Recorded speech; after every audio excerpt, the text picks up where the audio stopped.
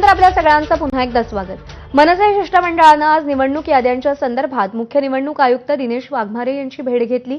त्यानंतर सामान्य प्रशासन विभागाचे प्रधान सचिव आणि मुख्य निवडणूक अधिकारी एस टोकलिंगम यांची भेट घेतली. प्रभाग पद्धतीऐवजी एक वॉर्ड एक उमेदवार पद्धतीनं निवडणूक घेण्याची मागणी करण्यात आली. मतदार याद्यांबाबत विशेष पुनर्निरीक्षण कार्यक्रम घेण्याचीही मागणी झाली. व्हीव्हीपॅटचा वापर न करण्याचा निर्णय घेतल्यानं आता विश्वास कशावर ठेवायचा असा सवालही करण्यात आलाय.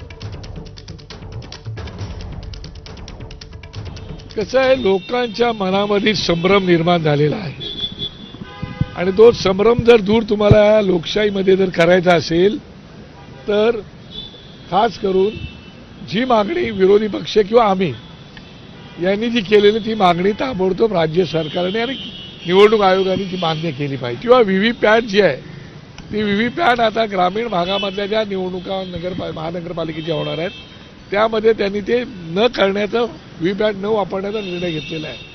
तो न वापरण्याचा निर्णय घेतल्यामुळे 5% का आम्हाला प्रत्येकाला अधिकार आहे आम्ही मतदान केलेलं कुठे गेले ते बघण्याचा.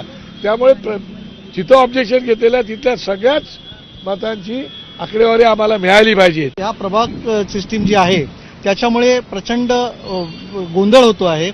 आत्ताही काही ठाणे, पुणे, नाशिक, कल्याण, डोंबिवली या शहरांच्या लोकसंख्या वाढलेल्या आहेत आणि तिथे 3 आणि 4चे प्रभाग करून एखाद्या निम्मा विधानसभेचा मतदारसंघ व्हावा इतपत मोठे प्रभाग झालेले आहेत. त्यामुळे नागरिकांमध्ये, मतदारांमध्ये प्रचंड संभ्रम आहे. लोकांना नक्की कोणाकडे जायचं, कोणत्या नगरसेवकाकडे जायचं, वेगवेगळ्या पक्षाचे नगरसेवक निवडून येतात त्याच्यामुळे त्याच्यामध्ये बऱ्याच वेळा कामामध्ये दिरंगाई होते.